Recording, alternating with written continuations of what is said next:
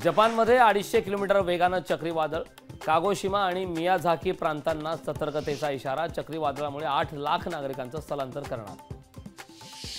वाशिममध्ये 2 दिवसाच्या विश्रांतीनंतर जोरदार पाऊस, पावसामुळे सखल भागात साचलं पाणी। पाटणामध्ये सत्संगासाठी आलेल्या भाविकांवर घर कोसळल्याने 100हून अधिक जण जखमी। बांगलादेशी घुसखोरांमुळे झारखंडचं नुकसान, लवकरच नुकसान भरून काढणार, चंपई सोरेन यांचं वक्तव्य। उल्हासनगर मनपाचे अतिरिक्त आयुक्त जमीर लेंगरेकरावर गुन्हा दाखल, जमीर लेंगरेकर यांच्यावर विनयभंगाचा गुन्हा दाखल।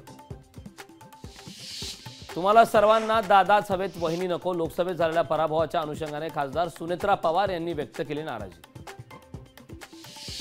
नंदुरबार जिल्ह्यात बदलापूरच्या घटनेची पुनरावृत्ती, अल्पवयीन मुलीला अश्लील व्हिडिओ दाखवत अत्याचार करण्याचा प्रयत्न, शाळेतील सफाई कर्मचाऱ्याचे अश्लील कृत्य।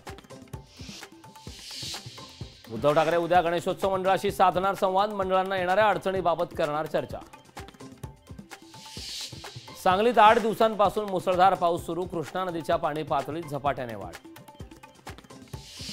नंदुरबार जिल्ह्याला मुसळधार पावसाने झोडपलं, जिल्ह्यातील अनेक नदी नाल्यांना पूर।